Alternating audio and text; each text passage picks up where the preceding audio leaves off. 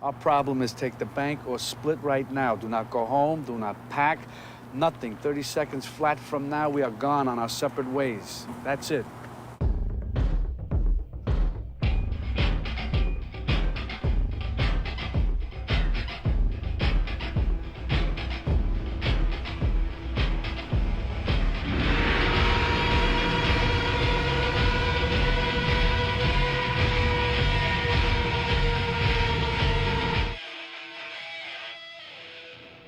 I grew up very much inner city in Chicago, kind of late 50s, very early 60s. Been an immigrant family in a neighborhood that had immigrants, which was southern Italy and from Eastern Europe, and making their way, you know, kind of coming from what Al Pacino called the lower mids, you know, the lower middle class, you know, that upper working class, lower middle class, kind of breaking into the American system, you know, as they could.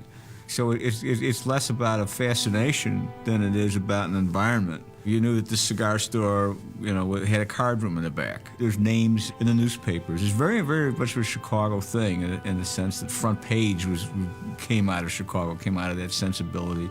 Mike Royko's column, you know, writing about this famous family of thieves who were kind of tragicomic, the Pansco family, the three brothers and a sister, you know. I mean, so it became it's kind of the lore of the city, as it were. So in terms of knowing about it, it was in the air. It was just part of life on the streets. Michael and I had a mutual friend in Chicago whose name was Nate Grossman.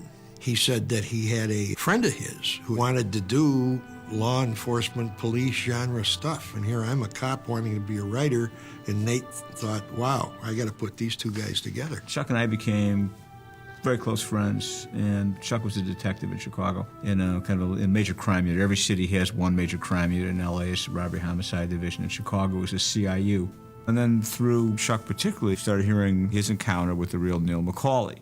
Neil McCauley was 49 years old the day we met, and he had already served 25 years in the penitentiary. Of that 25, 8 of it was on Alcatraz, and 4 years on Alcatraz in isolation, what they called the hole. The conversation took place almost 40 years ago now. Knowing his background as I did, I'm not going to rehabilitate this man, okay? And I know that going in. So I said to Neil, why don't you go somewhere else and cause trouble? And he said, I like Chicago. You know? It was just real simple stuff. So I said to Neil, you realize that one day you're going to be taking down a score and I'm going to be there. Then he said, well, look at the other side of the coin. I might have to eliminate you. And I remember the very last thing I said to him was, I'm sure we'll meet again. You know, I just said to myself, I wonder where this is going to lead us. Chuck had cut into the crew, knew the crew was going to do a burglary of a department store. And when Neil McCauley went in, there was one thing that was out of place. He had scoped out the score ahead of time, and he knew everything that was supposed to be there in terms of vehicles and parking lots and everything else. And Neil McCauley didn't know what was wrong, but he knew something was wrong. I had 2 detectives on the inside of the store. And once you get into a place like that, you can't move around. It's discipline like you've never known, believe me. And it was later that night, it was maybe 5 or 6 hours later, and we had men all around on the outside. And we get a call on the walkie-talkie that the crew's here. So this is going to go down, you know. And of course, you're inside, and you know now that here comes this moment that you've dreaded for so long in so far that you realize that maybe if things don't go absolutely right, you can get hurt or, God forbid, killed. They moved in to the downstairs area, which there was a little basement area in the back of this store, and they just sat there for maybe 5 or 10 minutes listening to see if there's any movement. To this day, I'll never understand what it was that possessed the detective to get up and walk to the washroom, because he couldn't stand sitting in this one position anymore. And the man had to go. And I had told these 2 guys, you gotta go, you go in your pants or you bring a cup, but you don't get up and you don't move. And when this guy got up and walked across the floor, that's all Neil had to hear. Goodbye. They boogied, and that was it. That was the end of it. So now the really damaging thing is, now he knew someone was on him. And prior to that, they didn't know anyone was on him. Well, that kind of self-discipline, that kind of real professionalism, Chuck admired. And he would say, look how great this guy, look how cool this guy is to figure this out, look how smart he is to have seen that and pull back and never go back, even though Neil McCauley had invested $30,000, $40,000 in setting up the score. He was walked away from the score and was never going to go back, was never going to take it, because it was a risk versus reward equation. And because one thing was out of place, the risk component just skyrocketed. I think sometimes in the course of events, police officers can see a particular individual that they've been chasing, they've been working on, perhaps as a wily, clever opponent that in some ways mirrors their own self-image. If Chuck was a thief, what struck me was Chuck's sociopathic perspective about it. It's not sociopathic in Chuck's, but if Chuck had been a thief, it would have been sociopathic. What struck me about it was the duality. And that's not what one encounters in fiction. That Chuck had tremendous regard for this guy, had a lot of respect for him, was fascinated by him intellectually, thought the guy was terrific. If I didn't know who he was and know as much about him as I did, then, I would have probably thought that, he's probably a halfway decent guy. In fiction, you would think, well, that means that there's a rapport, that maybe he'll cut him some slack. And that wasn't the case at all. Not even one iota of it. Not even a hesitation. Chuck would hesitate not 1 second, dropping a hammer and killing Neil McCauley, which he did subsequently in 1964. There's a supermarket at 47th and Cicero. It was a day that they did their check cashing. So the armored car dropped off a lot of cash. We had tailed Neil McCauley's crew endlessly. And then the next thing you knew, they drove into the parking lot, and 3 of them came out of the car and went in. In the windows of the supermarket, they had all these advertisements. We could still see all the people that put their hands in the air and what have you, so we knew that it was going down at that time. And then we didn't try to go in. There were too many people inside. It would have been awful. As they came out the door, they spotted my partner and I coming across the street with guns in our hands, and they opened fire at us. But then it was a foot chase, and we got them individually in between gangways of homes, was where we finished them. And thus the end of Neil McCauley, a largely forgotten figure until Michael Mann resurrected him in this movie. I didn't mean to be rude. I didn't recognize you. I work in metals. I'm a salesman. My name's Neil. It was fortuitous that I met Chuck Adamson, who then introduced me to John Santucci and a number of other, and a whole network of people. And I always took these people in one way or another. If they could act, I had them act in these things. So Bill Brown, who was one of the thieves who stole the Marlboro Diamond out of London, has a big speaking part in Thief, and Chuck had a speaking part. And one of Chuck's partners, Dennis Farina, who at the time was still a detective in the Chicago Police Department, had a role in it. Charlie Adamson called me from Las Vegas and told us that Michael Mann was going to come to Chicago and that he wanted to meet with us, and he wanted some technical advice in preparation for the movie. So myself and some other guys, we took him around and introduced him to some people. Charlie more so than anybody else. I started him out from the police side of things. And then he would ask me questions in terms of the relationship between professional thieves and cops. And he came out with this very clear, distinct picture of who's who. He knew these people. He knew the criminals and he knew the cops. He knew them. And he loved them both. And you could feel it in him. There's real respect, oddly enough, for both sides of the law in Michael. And I think he was more interested in the personal life and how the job was the wedge, that eventually deteriorated the relationship and it broke up. So he was very interested in that. Being a police officer is going to change somebody. It's going to change their personality, the way they interact with people after they've been a police officer for some time because of what they see. They just see nothing but, for the most part, the bad side of human nature. I described the job as many times your eyes were forced to see more than your soul could take. How else do you do this type of work unless you find you find it that it rejuvenates you in some way, because it's too dark a profession. It's a very sexy, alluring thing, you know, and you can get caught up in it because it becomes a challenge. You know, you say to yourself, I'm not going to let this person get away with that if I have anything to do with it. And that's what starts eating away at relationships, where you start thinking, well, I'd rather go follow this guy to find out what happens than to meet my wife at 8 o'clock for dinner. So you sacrifice one for the other. And oftentimes you justify it by saying this is a bad guy, and if I get him off the street, I can help somebody. But a lot of people don't understand that. Then you have the policeman who deals with this stuff day in and day out and gets so far into the criminal mentality, and that becomes their milieu, that sometimes they become almost indistinguishable.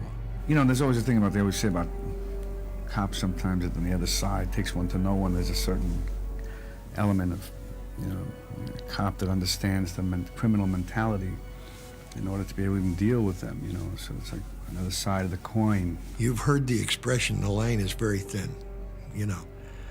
And it probably is, in the sense that you have to think like a thief to catch a thief. It's an adrenaline rush. Police officers often talk about it. You suddenly feel like Superman. You feel invincible. You feel that nothing is going to stop you from moving ahead with what you're doing. The adrenaline rush works on both sides of the great divide between law and order and criminality. Crime is as possible as anything you could imagine, and meeting some of the guys that really do this, it was pretty exciting. It used to be years ago when I was coming up, people who wanted to be thieves, they learned how to be a thief. They learned how to do things slick. They learned how to deal from the bottom of the deck. They learned how to go through the roof of a building with a drill and bit and a circular saw. They learned how to punch, peel, and burn open safes. There was a creative aspect to these guys, and they're very interesting guys. Bright, very charming. There's a certain moral code that they carry that's quite interesting and respectable in many ways. But of course, they're criminals. Everything's about making that big score. So you don't have to work for the man, you don't have to go back to prison. You're gonna make this one big score, get this nice big chunk of money, and retire to an island somewhere. It's the doing of it is the juice. It's like playing, I played football. It's like, knocking some guy's brains out when he's coming across the middle is the juice, Winning is fun too, but you want to knock that guy's ass, you want him to know that, you come over here again, I'm going to try and kill you. We're playing football, baby. This isn't, it's real. It's someplace that has a value. The criminal, it provides everything. It provides wealth, it provides comradeship, it provides status. It fills in all the things on the other side that you should get through society on a very petty level, usually. Actually, the kind of gang that he had in Heat, sometimes there's no mob like that operating in the United States, and at the most there's one or two. It's here many of those scores, those big scores like that. Because if you've got enough money to take off that kind of a score, to set it up, you don't need to steal, you know what I mean? Everybody who's a professional criminal knows they're going to jail or going back to jail. You're going to the joint. So you have peace of mind then. You know where you're at. And if you die, good. I'm tired of this way of living, this angst. Or I had a good run. These guys know they're alive, and they're crazy. I can only imagine when you get out, you say, you know what, I'm never going back in. All right, I'm going to straighten out my life, and I'm just going to move forward. The realization is, when you get out, nobody wants you to go straight. Nobody wants to give you a break. You're an ex-con. What is this? Where do you think you're going? So these stories that I heard and became kind of apocryphal and rich, I have always found when you find those rare events, I find them more dynamic and more exciting than what one can make up. Those are very fascinating people.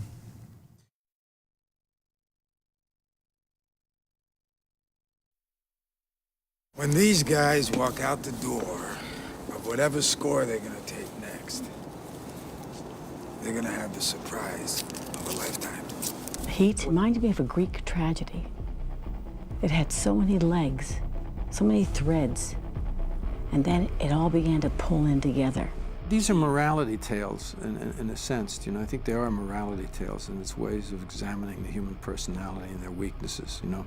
Heat, in my opinion, is the culmination of about 20 years of research on Michael's part. You went to Michael Mann's world, and you felt it was, no matter where we were in location, there he was, and it was his world. Heat is like watching reality. It's like watching the 6 o'clock news, only amped up 100%.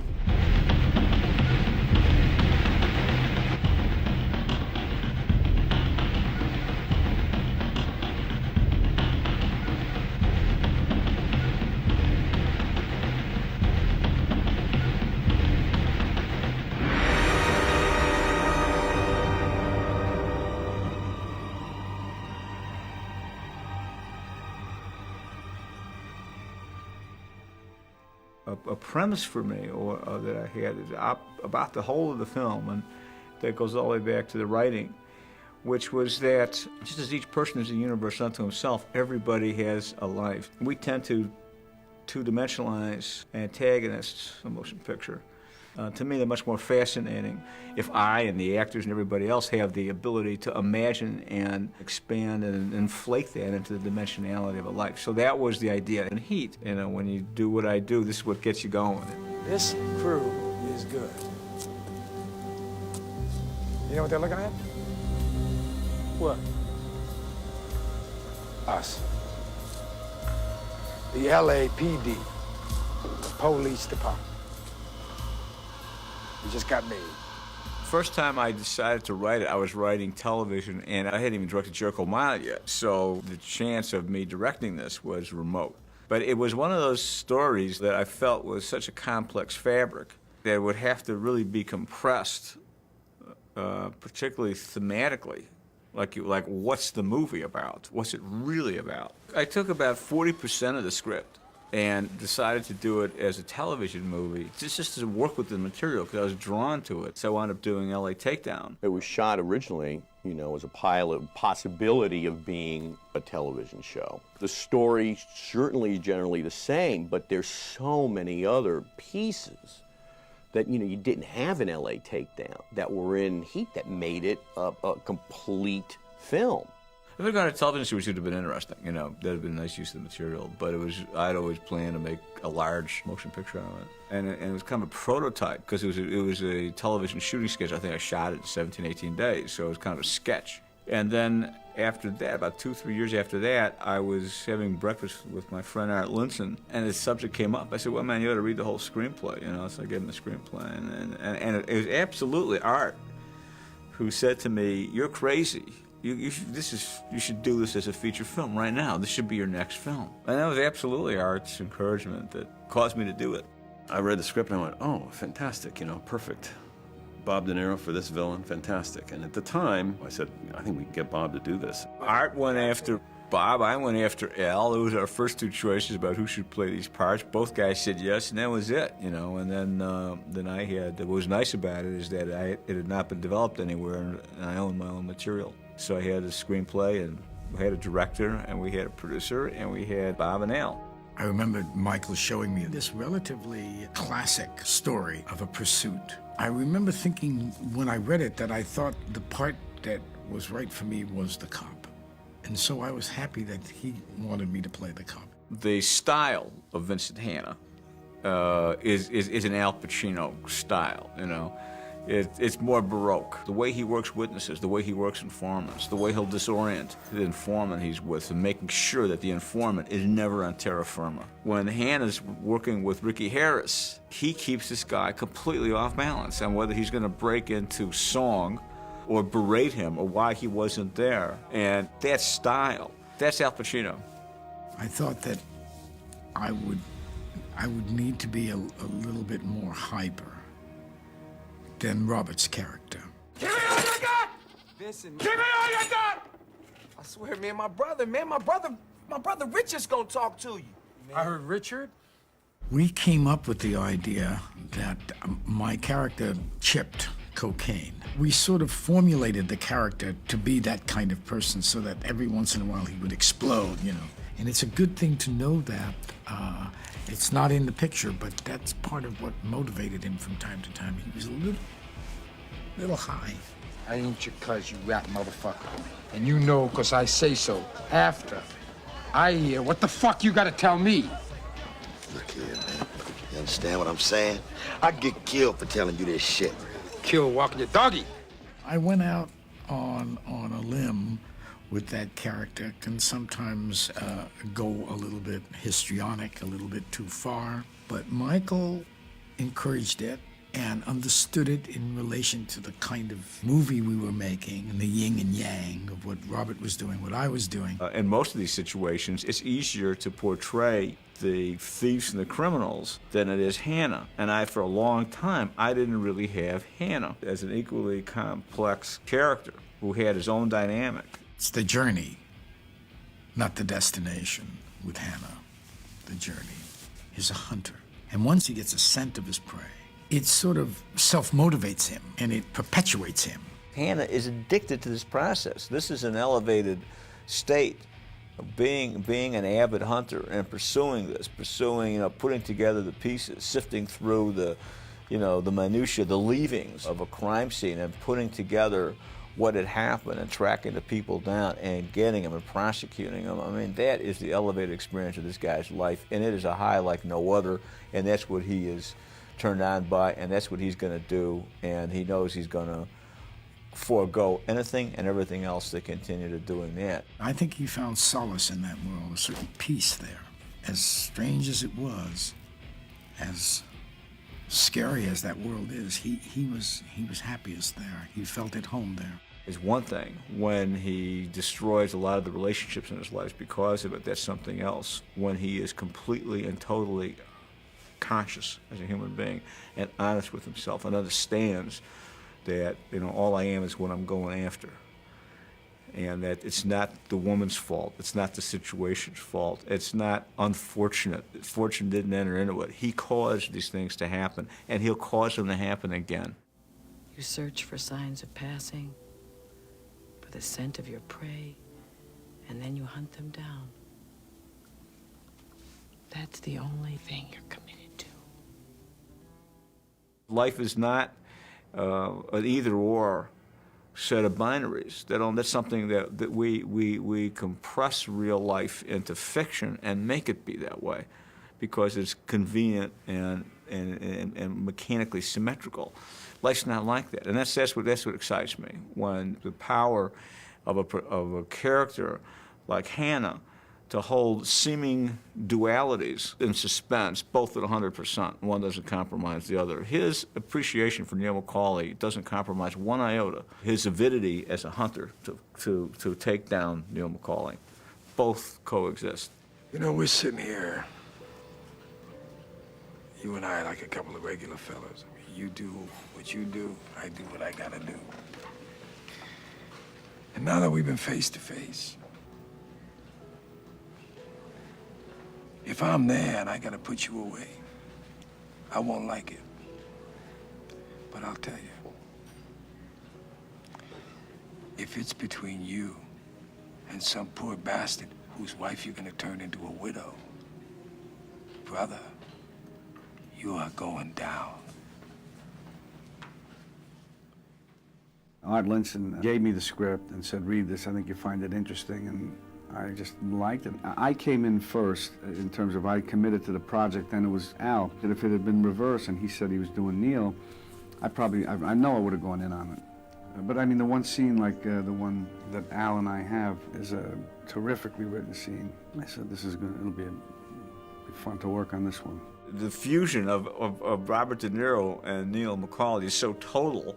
I can't imagine pulling those two identities apart and telling you why Bobby was right for it. He's committed to the rigidity of that, perspective. And it's a heartbreaking role. It's a tragic, tragic character. What was interesting to me and what's important is that he's autodidactic, he's self-taught, and he elected to have this rigid perspective. Because it's rigid, if he deviates from it, then the repercussions are rigid. And the reason for that is completely practical. It's no other reason, and that is because whatever you're attached to will make you deviate from the most efficient, practical actions. All I know is there's no point in me going anywhere anymore. I'm just gonna be alone without you.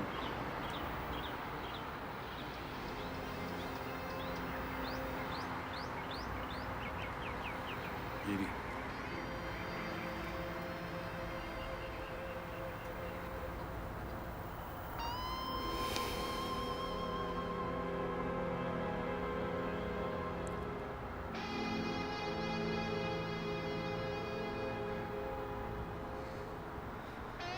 In his world, what he's doing, he feels justified in doing it. And the old thing with, with actors, acting is you always have to like your character, more or less. You have to justify what they're doing and feel that it's possible that they could do this, otherwise there's no point in doing it. You know, I see who he is when all that robbery goes awry, and then I try to escape from him. And then that scene where he's kneeling, and I think for his character to kneel in front of a woman, that's where the hope was, but you don't escape, you just don't escape. Well, she's important to Neil because Neil wasn't, he's doing everything by the book, and life doesn't work that way, Neil goes with this program that he has for himself, and he gets sidetracked by something that he never expected, which is usually when those things happen, I guess. The thing that was great about the idea of Bob doing this is he creates a character you start to root for even in his badness. That's a very hard thing to do. Very few actors can do it. By the end of the movie, you almost want him to live instead of Al Pacino. It's part writing, it's part what Michael did, but it's considerably part of what Bob did. Characters are defined by behavior, not necessarily what they say, but what they do. And once Michael directs you into the inner workings of De Niro's character, and you understand him, and you see him grow and evolve, where he can't walk away, which has been his life philosophy. He falls in love. You pull for him because there's love right there dangling, but he turns and he goes back. And you just go, oh my God. But Michael gets you so involved in the character's inner workings because he knows every single layer of every character that's on screen. Michael's interested in the moment, that moment when what you decide will impact your life forever. You will be a different person. If you do this, you will forever be diminished. Or if you do that, you will maintain your integrity and dignity as a human being. It's not so much good and evil, but the gray areas that exist where you don't know necessarily whether it's good or evil. It's just a choice. The thing that struck me that was so special about what Michael had achieved there, and I know in his case it's intentional, is he made no judgment about who is good and who is bad. He just let you see what is. And so suddenly you realize that the cop's personal life is as truly fucked up as the robber's personal life.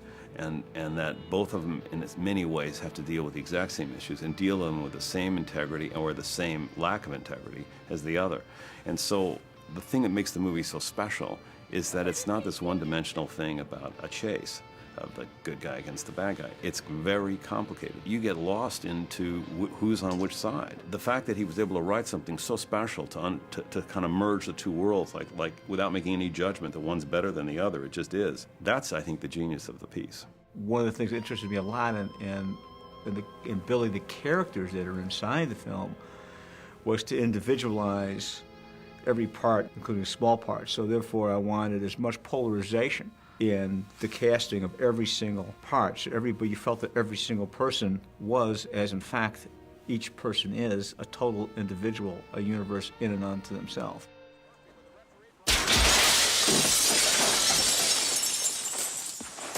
Waingro, where is he? Where is he? How the hell would I know?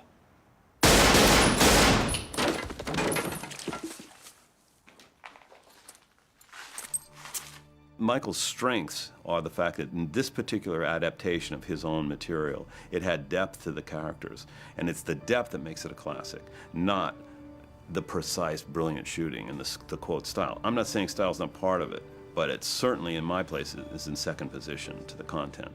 And I think the content comes from the writing, and the content comes from the performances. Every aspect of the story, no matter how seemingly small, had to be really authentic, which meant that the actors portraying those aspects of the story had to be authentically really incredible actors. The casting process didn't finish. He was shooting the movie and we were still casting. As a matter of fact, it went on for a long time, in a good way, because we got some very interesting characters. I didn't know if I wanted to do it right away, and I talked to Michael. I said, Michael, you know, this character is very specific, and I think there are guys walking around that you could be very authentic for this character. He said, yeah, but John, you know, then we wouldn't get a chance to work together. That was such a nice compliment to me, you know, that he wanted to work with me. And with that said, I said I'd throw in and do it with him, you know. I read the script, and I didn't like it.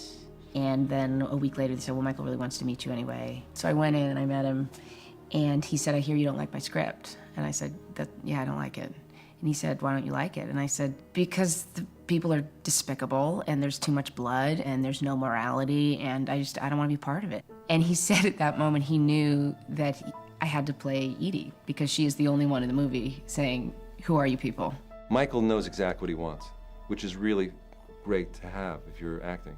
His attention to detail and his involvement with every aspect of it is very strong, and you can feel him in every part of the film, which is basically what his job is. I mean, that's your job when you make a movie, is to have people feel what you're feeling. And there are many things that actors usually have to concern themselves with that really aren't their job, but they're just things in order to create a whole character, and he's just thoroughly involved in every single aspect. He takes the time, he works out the film experience so that it's ideal. Working for Michael Mann is like taking that nice, slow backswing and just following through. He would always just say, look, just be yourself. Don't put anything on it. Just be. And that was a great lesson for me, because you always want to be more demonstrative. You have this idea of who this character is, so you're going to bring in all this stuff. And the characters are just so rich. I mean, it was like a great action-adventure chess match. On one level, you're dealing with a crime saga, but also on the other, you deal with the interpersonal relationships that are woven through the entire picture. This was a huge opera, and we all played our parts, and my part was, you know, the hope that De Niro's character could have of escape and love and forgiveness. There's something so sad about it, so poignant. You know, these people are so lost and they want to be found so badly. What you hanging with me for, Lillian? Because I'm proud of you.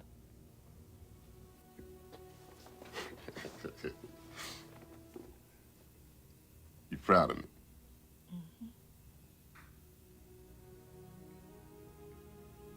What the hell are you proud of me for?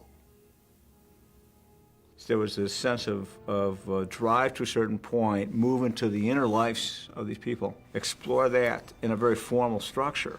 Everything has changed, their circumstances all change, and then that results in resuming the crime story drive and police story drive. The small idea of the film is that fortune does not really enter into it. People say, well, unfortunately this happened, or fortuitously that happened. Well, that's bullshit. There is not much fortune in what happened. I mean, if it enters into it, but it's a minor player in what happens in our lives. Most of what happens in our lives is what we have cause to have happen. And sometimes it's impossible to undo the interlacing strings of causality. It needs some kind of cosmic microscope to look into each of our lives to see what cause and effect produce the present. But it's things that we made happen for the most part, consciously, unconsciously, so that there's a kind of almost moral and causal relativity. So that's what the fate is in the film. I mean, it was just something you had to figure out. So that Neil, precisely because he is very dogmatic in his approach, if he deviates from that rigid idea of here's how I must be, then perforce things will go wrong. Okay, he can't suddenly go get all spontaneous. It's all of a sudden there's no rudder on that boat, and then he's subject and vulnerable to being swept by emotions, like the idea to go back after Waingro, which he shouldn't have done, which Neil McCauley in the beginning of the film never in a million years would have done. But because he elected to be spontaneous in his emotional commitment to Edie, it undid all of them. Whereas Krisha Hurlis, who has no form and is formless, is completely adaptable. and he survives. Neil McCauley can't survive. So what each character, who and what each character is and sets up for himself, determines what happens to him. And so the conceit of the film is that the laws of cause and effect, what will befall you, is a function of how you think about the life you're in.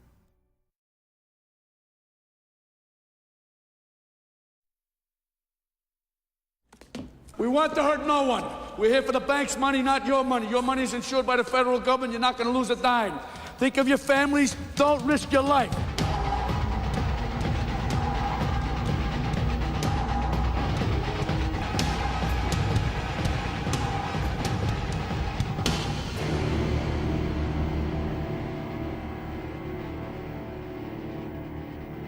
You know, in my opinion, every film speaks a different language. The film speaks, it's as if one movie speaks Spanish, another movie speaks German, another one Italian, another one English. And the key is to find, before you start the movie, what kind of language this film is going to speak. This is based on observations. This is based on people I've met, people I've known, people I've sat with and talked to. Thieves, cops, killers in certain respects. So it's based on content. It's not based, and it's not derived from other cinema. It's based on some, you know, basic research and stuff. For the research that he wanted on the convicts, he never said, you know, hold back, don't do this, don't do that. It was always go as far as you can go. Talk to the most extreme people you can talk to, as many as you can, get as much information as you can. They hired me as a technical consultant. They gave me some stuff, but really they gave one of my books, No Be So Fierce, to all the bad guys, the Niro mob, you know, and had them read it because it tells it like it is, you know. We visited a lot of guys in prison. We went to Folsom and met guys who did this type of thing. One of them had a lot of money and got caught robbing a bank. And I said, why did you continue to do it at a certain point? I mean, risk versus reward again. And he said, it was my job. That's what I knew how to do. You know, I robbed banks. I spent some time with a lot of women who were involved with men who were in prison, and they were fascinating, some really sad stories involved with a man who was already in prison or who went to prison while they were, and just getting that whole dynamic as understood as I could. We sat around and listened to cops talk, and I realized quite early that women were not that important, you know. I felt pretty much second class. I made dinner for us 4 hours ago. Every time I try to maintain a consistent mood between us, you withdraw. I got 3 dead bodies on a sidewalk off Venice Boulevard, Justine. I'm sorry if the goddamn chicken got overcooked. In preparation for Heat, I used to go out with Tom Alfmont, who was a commander in LAPD at the time, and we would just routinely answer radio calls. Whenever there was something going on, we'd go there, you know, whether there's a homicide, an armed robbery in progress, whatever was happening. And it took us all over the city. And that's how I really learned all about LA. I mean, he got to the point where sometimes on a couple things calls we went on, I mean, I always had 2 guns, so sometimes I would hand him a gun because he almost became like a partner. It was pointed out to me, it made total sense, and that is the police is not the Army. The police are used to having overwhelming force. They're not assaulted by an equally well-armed, well-trained force. And so when you assault the police are not used to that. Also, when you're in a situation that Neil McCauley finds himself in, time is against you. You have to get out, and you have to get out fast. Because every 10 seconds that you're staying there, more and more assets are coming in. So they have to shoot their way out, they assault the ambush, they shoot their way out, and they get out fast. That's the objective. Michael used to like to stage things so that his actors could see what it was really like. Michael staged some interrogation scenes that John Santucci and I did for them. Michael goes to the extent that most directors won't go to. For example, there's a restaurant I will not name, but on a certain night of the week, the police detectives would meet in the wine room at this restaurant. On a separate night of the week, the mob families would meet in the very same wine room, and Michael would stick the bad guys in there on the night that the mob families, crime families were in there, and they would have dinner together, and we would have dinner, the cops, with the detectives in the very same wine room. The thing that happens with certain directors that you really are, you know, at the top of their game is you feel this confidence, and you feel as though you can go in there and they'll take care of the situation. They'll take care of you, and they'll take care of the authenticity. They will try to go after the best you have in you. I wanted everybody really well-trained so that they felt that they could actually do what the characters in this film do, because actors responded in a very big way. Mick Gould and Andy McNabb designed the curriculum by which Val Kilmer and Bobby De Niro and Tom Sizemore would acquire the skills that they had to acquire, and then it was a different curriculum for the cops. The preparation for the bank heist was in two parts. Obviously, there was the getting into the bank and creating the robbery, and secondly was the gunfight outside. We cased the entire joint. I went up and got a loan application, just the way they would figure out what's going on in this bank. It was a trip, how much knowledge we got, and they didn't know what was going on. They were in disguise, obviously because they're actors, everybody would know them otherwise. They went in, carried out their task, got in the vehicles, and we drove off. And when we got the tapes back from the bank, no one had been seen. So from the actor's point of view, they know that when they were going to do it on the film, they've already done it in real time, so they felt a bit more comfortable with what they were doing. Everybody took this movie really seriously. And then when we were, you know, in the planning stages of robberies and stuff, you really got that feeling, you know, this is the way it is. You know, this is how you do it. Some of the actors thought they knew how to handle weapons, and they were, you know, disabused of that notion. I mean, it was one whole day of safety before anyone was allowed to even fire a round. We took each individual actor and trained him how to use the weapons. When we were on the ranges, we had actually cops teaching cops, so it kind of divorced everybody. So the bad guys were bad and the good guys were good, you know, and they had the correct training. I've never experienced anything like this. He had us out on the range to learn how to shoot guns. I've done it before. You practice, you learn, people teach you how to do it, where it goes and stuff. Only I've never done it with real bullets. Actually, I heard something that was very flattering, that there's a shot where I run out of bullets and I change the mag and I go back to firing. I think it's the Marines. They show the clip, telling those maggots, if you can't change your clip as fast as this actor, then get out of my army. Everything you see on the film was done live on the ranges in Orange County, on the police ranges. It was basically 3 months of training, slowly building up, so there'll be 3 or 4 of them on the range, actually firing really close up, moving around, and hitting targets as well. I was able to build the actual street to scale. We're using flats on the sheriff's ranges and train the guys to actually do everything they do, moving from station to station. We shot all that live on the range before we actually did it with blanks downtown. So we did it for real and then went downtown and pretended. Pretty much everything that we do in the story, short of actual murder, we did off camera. Val and I knew each other a little bit, but in these training exercises and everything, we got to know each other, and it's kind of has a lot of levels when you do this. You get to know the person, you get to get a sense of who they are, so that you're communicating and creating a relationship, which you can use, a familiarity that you can use when you're doing the scenes together. The other advantage is that there could be a look on Tom Sizemore's face in the scene in Johnny's coffee shop when Neil has just bounced Wayne Grove's head on the table, and this guy in the next booth looks over there, and Sizemore looks at him, and there's no expression on his face. It's just lethal, and it's dead cold, and that's because Tom knew that Tom could do what Tom learned how to do. And so it's an authority that manifests itself in dialogue scenes that have nothing to do with weapons. What do you mean, forget the money? What am I doing? I'm talking to an empty telephone. I don't understand. Because there was a dead man on the other end of this fucking line.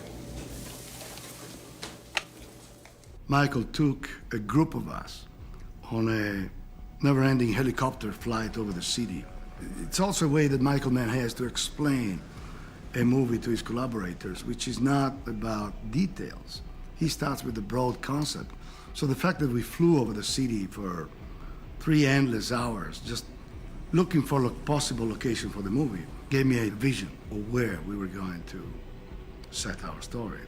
The thing that I remember the most vividly was that he was interested in portraying Los Angeles in a completely different way than we had ever seen it before, and that it was to be an intricate part of the story in terms of all of the bits and pieces of places and spaces that the different characters of this movie occupied, and how they all fit together to be a portrait of Los Angeles that is one that we were not familiar with.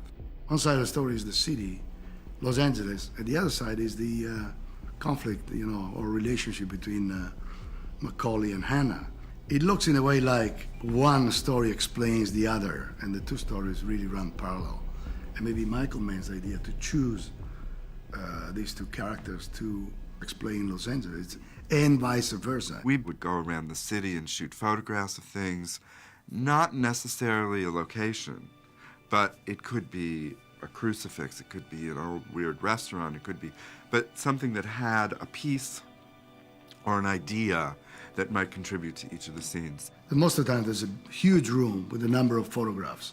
Some of them belong to the scouting of the movie, so they are very specific shots to describe a scene.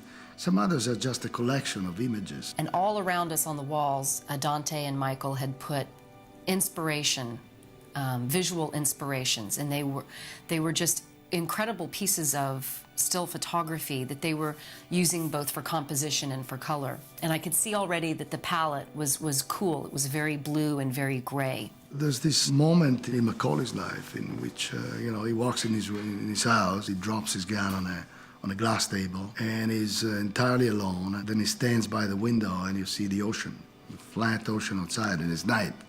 We had to gel all the windows in a very selected color. It was not too colorful, not too, we had an amount of green, an amount of blue. The combination of this worked fine with that particular moment. Inside, Neil McCauley said there's an emotional, lonely factor. There were something like 106 locations and sets, so it was quite a lot. Even though there was a style to the movie, each of these places was extremely real and believable and contributed to each of the characters in terms of telling us who they were. You wouldn't be fascinated with the characters if it was all about making it stylish.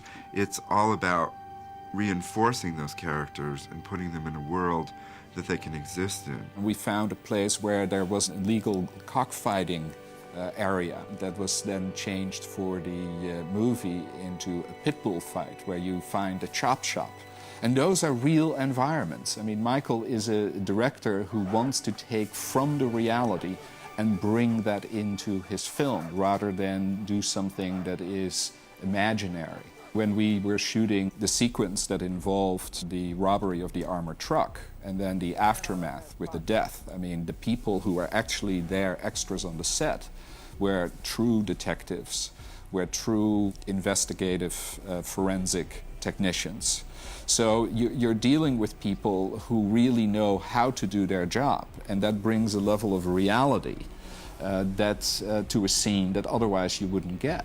The experience of being on that set for any director, any actor, was electric. And so there's a very collegial atmosphere among the actors and myself. It was almost like a repertory company. Okay, we're gonna have to take them in the car. Wait till they are all in. Get clean shots. Watch your background. The main heist and the shootout were a big challenge. We were only allowed to shoot on Saturdays and Sundays. Every weekend we'd have to pull in there, get everything set up, and then pull out of that sequence on Sunday. So you're breaking it up over a series of weekends, which I think is always challenging because you have to come back and now recreate what you were doing a week ago. The gunfire downtown was truly horrifying sounding.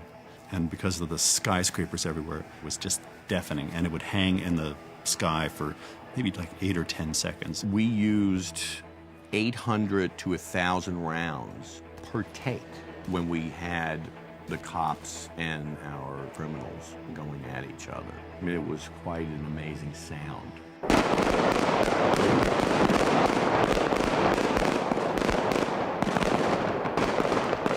In what we do, we replace everything. In movies, every sound you hear is there for a reason. So we were mixing in 3 stages simultaneously. And the pre-dubs of all the effects for that reel with all the gunshots came to the stage, and Michael said, "That's not the gunshot." And everybody was in shock. He said, "How can you not, what don't you like about it?" And I knew what he didn't like about it because I was on location, was that it was horrifying sounding. So the big gun shootout that you hear in the movie is all production sound. Nothing artificial or could come close to delivering the fear of the sound that the full load made moving through those automatic weapons, and the way the sound ricocheted off the walls of the buildings of an empty downtown. You couldn't manufacture the original sound, and it was quite extraordinary.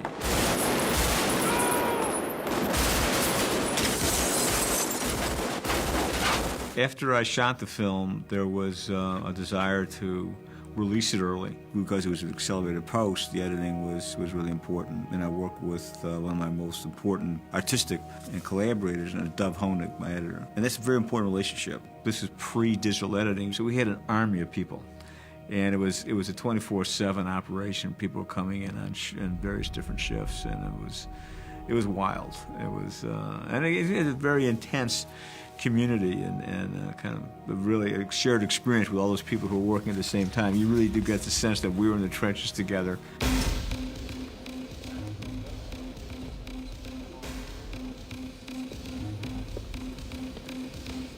You can't separate the images from the sounds in Michael's movies, and you can't think of the bank heist in Heat without hearing that incredible percussive piece. He has a really very, very open mind as far as music goes. He's a real sonic explorer when it comes to that. The score was so modern, so interesting. It was such a brave, artistic score. The thing that came from the first meeting that I thought was an important component to the whole process was I said, Michael, I think the thing that I want to do is have a budget to create a series of experiments. And experiments that were impressions of the film, but weren't exact cues. So what I did was experiment with percussion, experiment with guitar textures, with homemade instruments, with steel cello and strange combinations of sounds and sonorities. So then when it came to the point of actually composing for the movie, I had all of these sound experiments that I was able to share with Michael, and we were able to have something tactile in which to talk about. Doing Heat was very different because when I was in a different world, and I was in many different worlds, I wanted something that would appear to be eclectic.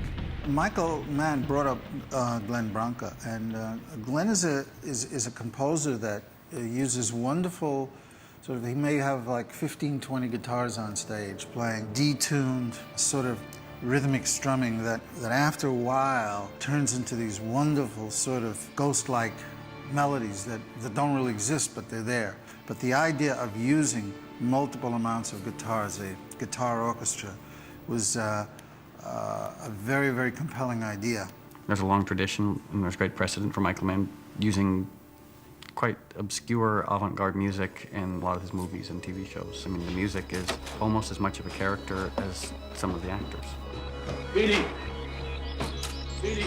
There are only 2 parts in Heat where Al Pacino and Robert De Niro meet up, and both times they use my music as the background. The first time they use a cover of a Joy Division song, Do Dawn Fades, that I did. And then the ending, that's when God Moving Over the Face of the Waters comes in. And they worked so well. On the surface of it, they shouldn't have worked. They weren't conventional choices, musically speaking, but they ended up reinforcing the narrative in such a strong way.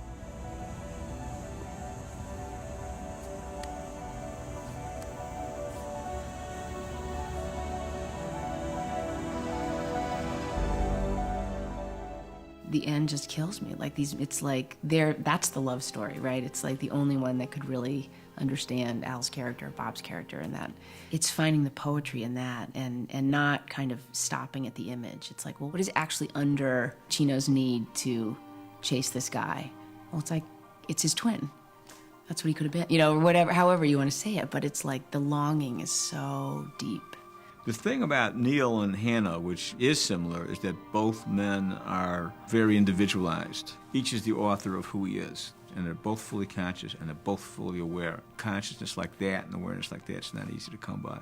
He likes that relationship between this good guy and this bad guy, and the common ground that often happens. I mean, what separates the good from the bad sometimes, you know, is a very, very thin line. He likes you to think, you know, maybe the good guy is really not the good guy after all, and the bad guy is not so bad.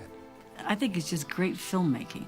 It's a story, it grabs your attention from the beginning, and it doesn't let you go. Actually, one of the reviews I read said, all things old are made new again. It's cops and robbers, which I had never thought of the movie that way ever, because it's so much about relationships, and it's so specific to a time and place. It's like all good movies, it transcends being pigeonholed. The performances in the motion picture have lasting power forever, bar none. I mean, it's an actor's film. Strangely enough, I thought for De Niro, it was a major moment. It was a quiet look at a thief who has a certain kind of lonely disregard for who he kills, but yet somehow you're in touch with his humanity. It was amazing and complex and simple at the same time.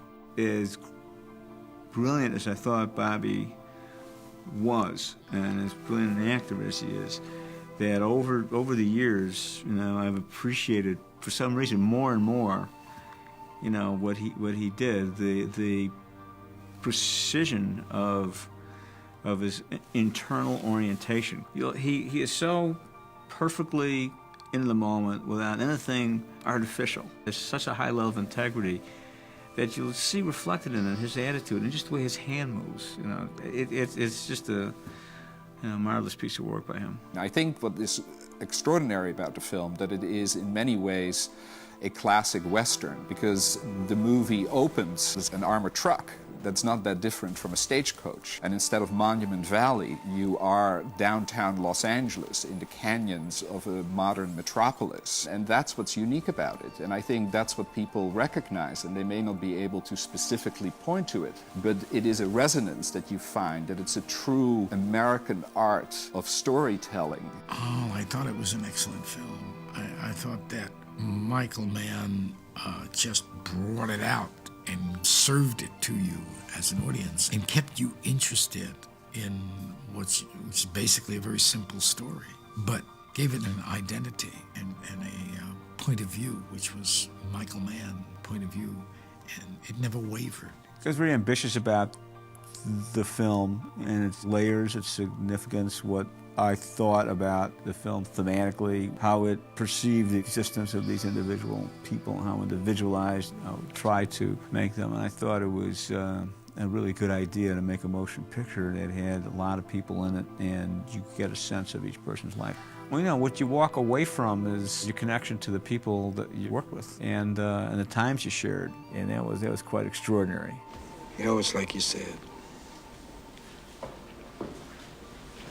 All I am is what I'm going after.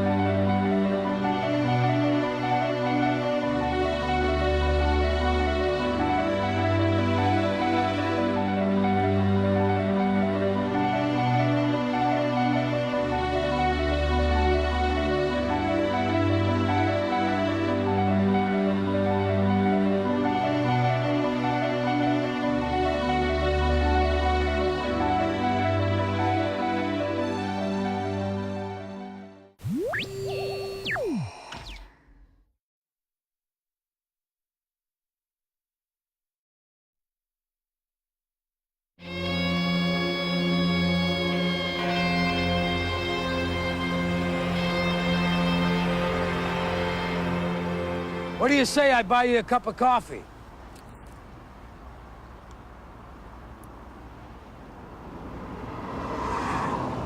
Yeah, sure, let's go. Follow me.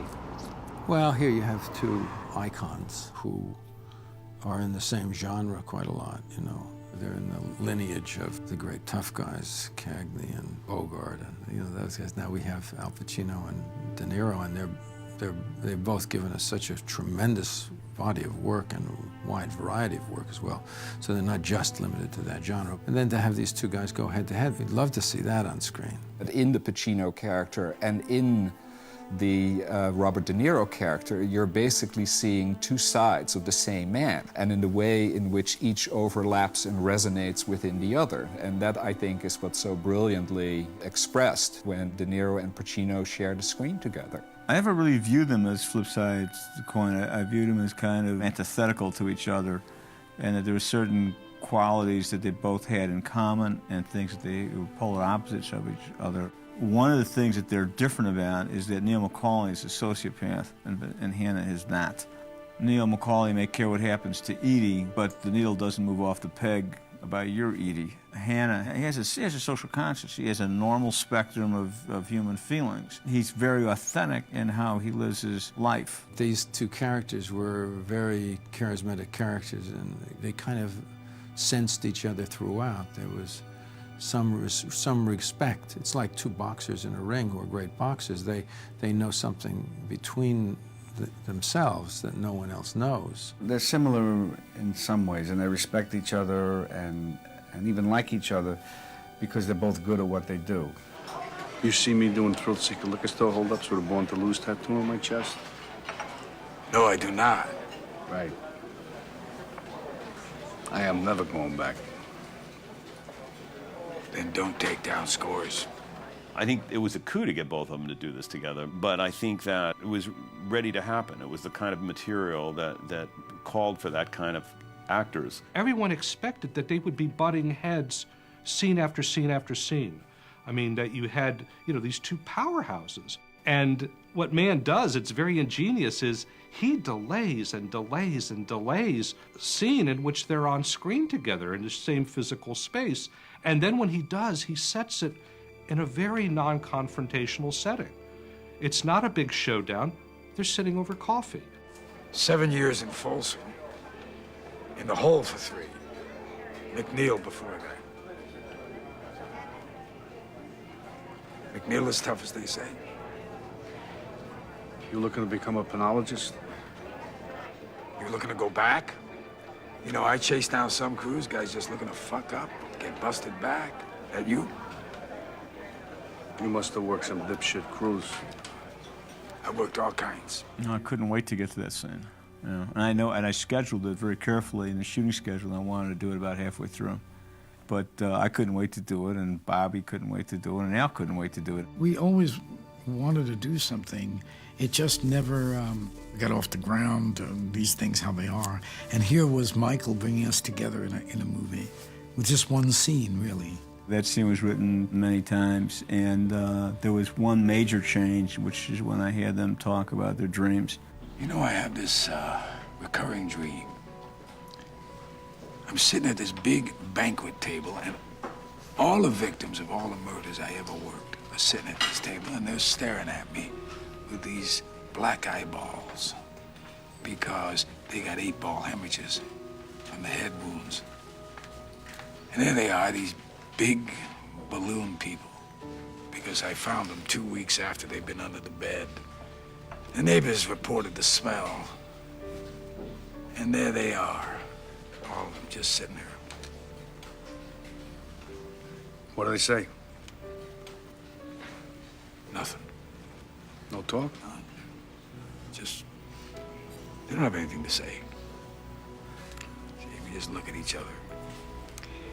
They look at me, and that's it. That's the dream.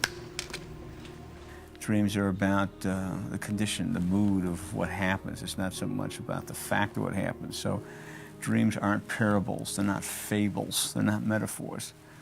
They're a lot more Freudian than that. Who would have thought that that's where the scene was going to go, that these two people who had such extraordinarily opposed objectives would become so wonderfully psychologically intimate over a cup of coffee at Kate Manalini. I felt all along that that was a real, it was a real sense of communion But it was also a sense of fatedness, like we are going to meet again, but the next time we meet, only one of us is going to walk away. You know, we're sitting here, you and I, like a couple of regular fellas. You do what you do, I do what I gotta do. And now that we've been face to face, if I'm there and I gotta put you away, I won't like it. But I'll tell you, if it's between you and some poor bastard whose wife you're gonna turn into a widow, brother, you are going down. Robert felt for this particular piece, it would be good that for the movie, if we didn't rehearse, and we just met there, and we did it at the time. It was a wise choice because it was better to do it that way. There's certain scenes that I'll rehearse, and I never really take rehearsals to the point where I wish I had shot it, because it's going to be at a certain height only once. You can get really close. You can get 99.5% of the way there, but you can never quite get to that. You know, it's just, everything will just click once or twice. And you don't want that to happen in a, in a rehearsal. So then if you spot me coming around that corner, you're just gonna walk out on this woman? Not say goodbye? That's the discipline. I mean, you wait all the whole film is, you know, part of the anticipation of seeing these two titans together, and it's just shot pow, pow, pow, pow. And it's just the beauty of the acting, simple, you know, shots like this, nothing fancy.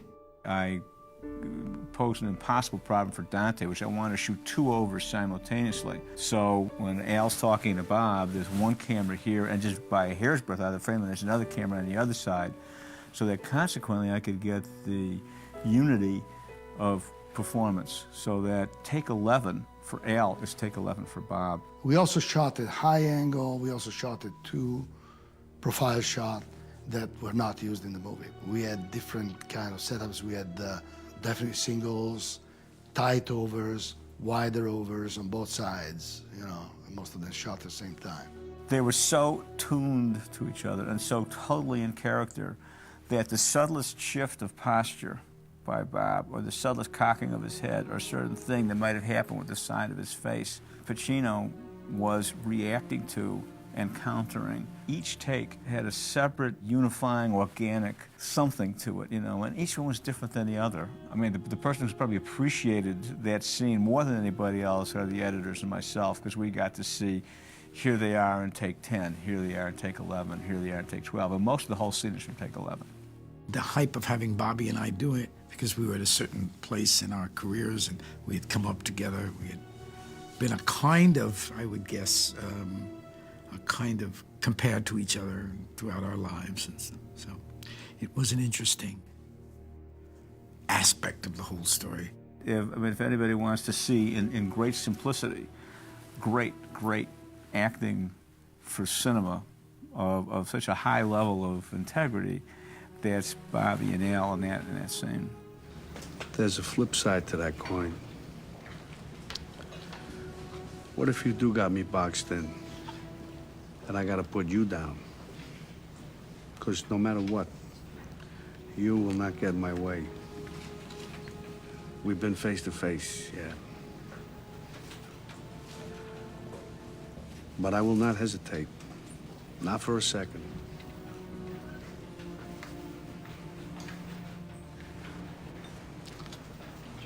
Maybe that's the way it'll be. Or, who knows? Well, maybe we'll never see each other again.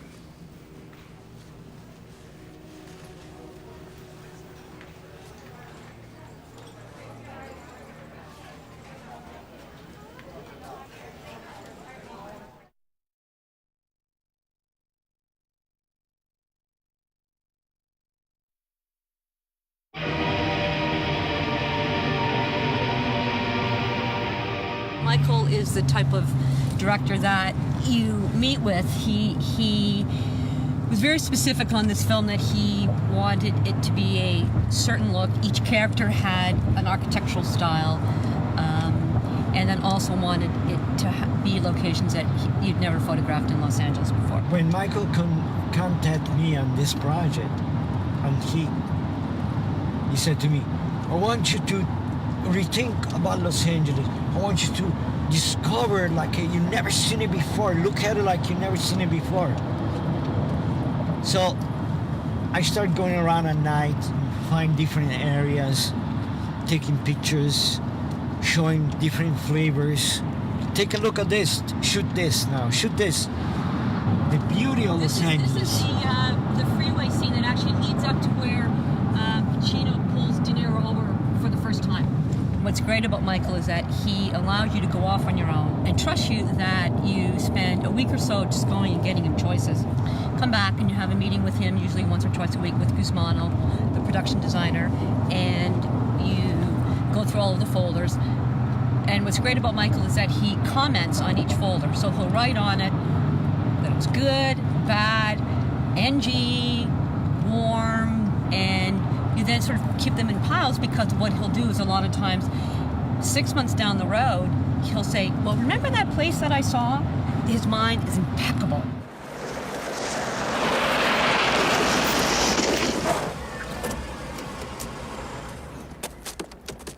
Like a week prior to this with Michael, I came over here and photographed the area. So when he got here and he saw this yellow sulfur, he was all excited. So this is the world, you know, like you see that yellow mountain of sulfur over there? See, this is the world of Dogtown. See, it was all in here, all this area here. Now they're closed to the traffic. Before you could go through here with the car. Driving in the middle of the tracks, there was a pergola with grapes. And there was Mexican guys sitting there, smoking cigarettes, playing domino. There were shags after shags, a little community of people living inside of this little cardboard boxes. There was cockfights, there was dogfight, and way on the other side, it was this huge goat farm. And in the middle of this, there was a freight train at 5 o'clock in the afternoon that he will go through all this incredible civilization, and there will be people coming in and out of the train, like jumping off, getting to the train, going somewhere. It's like the best corrosive architecture of Los Angeles. It was here. And to give you a little idea of where my estimates come from, this is a printout. Nobody knew the merch was yours. The scene was done here. The scene was done there. You had the computers and stuff out here. That was a carport there with a sliding glass door. Right. Right. Since then, the room's been closed in. You had some satellite dishes here as well, or? You had a little we put piece. another 60-foot tower right here.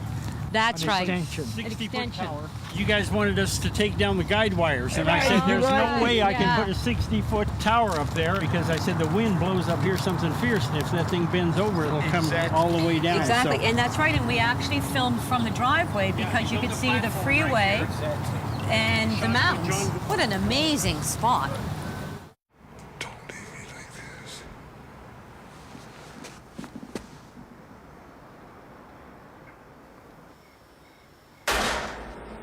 Look at the way this house is built.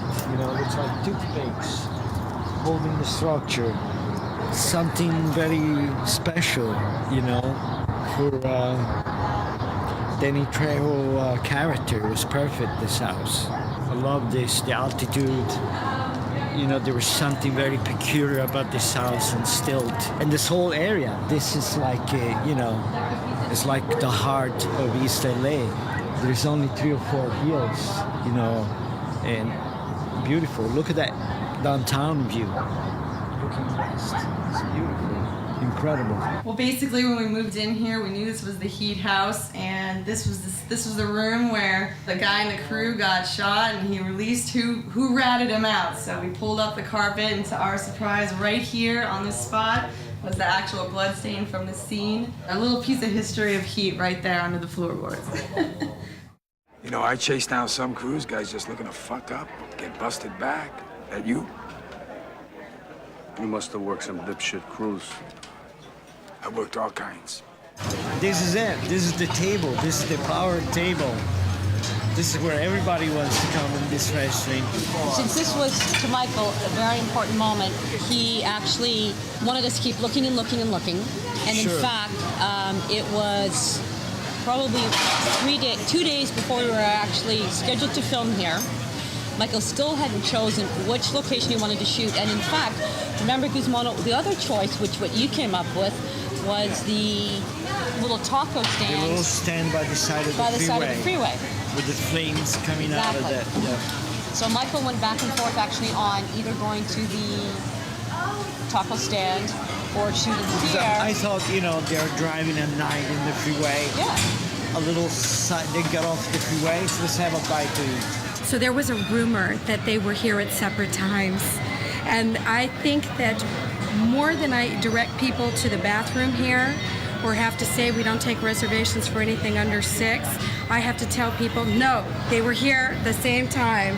They were together. It's a fact. It's a definite fact that the two of them were in that scene. But not only that, but also what that photograph there tells you. There you go. There we go.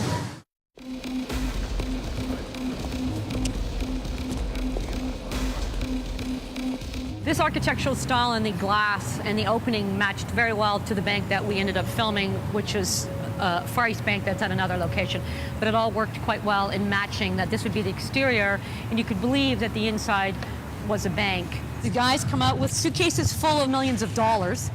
They come across the courtyard here, and as you can see in the scene, and this is where, Pacino comes running down, this is where they proceed to start doing the whole chase sequence. What they ended up doing is all of these bus stops, the side of the Bonaventure Hotel, all had, was all squibbed, special effects put up pre-squibbed walls so that whenever it looked as if they were shooting, all the little squibs would hit on the side of the building. And it continued running all the way up to right where Figaro is. We shot thousands and thousands of rounds, and there were tourists watching the incredible shootout, going to the street, picking up this shell as a souvenir. I remember that tourists from Japan, from Europe, watching, mesmerized this incredible Hollywood production. And going for the shell, the empty shell on the sidewalk. Now, one of the things that was amazing was that we actually fell behind a weekend, and it fell on Mother's Day. And this restaurant, Cafe Pinot, which had just opened up, had pre-reserved the whole restaurant for a Mother's Day buffet. So all of these mothers are supposedly having this beautiful lunch and had to watch a gunfight. It was actually quite extraordinary. They ended up having a lot of fun, and it was a bonus that I don't think anyone ever anticipated, that eating their brunch out the window is Al Pacino and Robert De Niro. But this is where it all kind of culminated in the thing. Michael had this big table set up with the map put downtown. We had cars, miniature cars, everything set up. It was like planes for World War III. And we actually filmed it from 4th Street. First of all, he came through that little cafeteria area. Right. Then he came through the fountain, and then he ended up over there on 4th Street. So Tom Sizemore ends up getting killed here. I mean, we shot scenes over here, but we actually ended up having some cameras here, because this is the area that he died in.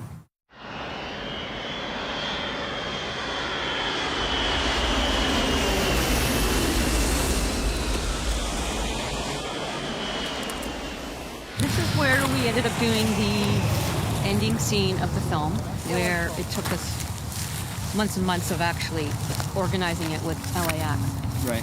But what Michael found interesting here was, and because it was at night, was the lineup of all of the lights that actually, and the radar system that guides the planes in, and being underneath the flight path. So the first night actually at LAX was on the runway scene where De Niro comes out of, I think it's the Delta and terminal, starts running across. We had to shoot that after midnight because that portion of the runway, I think it's 1,000 feet, it's an extension to the runway where they land 747s. And I think after midnight, there was a short window where we could use that portion of the runway. So we had a real 747, it was a Delta airplane, and De Niro actually ran in front of the plane. For about maybe 3 weeks, every day, Yeah. Michael Mann will send me to here with the art department and measuring stakes to position in those boxes. It was every day. It was Every day. different. It was an inch here, An inch there. here, an inch this way, 2 inches this way, to photograph the installation with those boxes. It was an To get it amazing- exactly perfect for Michael and to logistically set it up for the action with De Niro Pacino at the end. Right. So I think the logistic and the geography of, take place in the story, and also the beauty of this location, which is, just think about it, two people running for their life under this jets landing and taking off, and the sound and all that it kind of surreal, and the end of it's like it coming to at the end of the road. What we accomplished on Heat could never be accomplished nowadays. And in fact, LAX's filming policy is guerrilla style, news style, 20 people only. Our access to the control tower, our access to this area right here would be completely against FAA regulations now and off limits, absolutely off limits. So I think that Heat probably will be the last film to ever shoot that kind of scope at probably any airport in the world.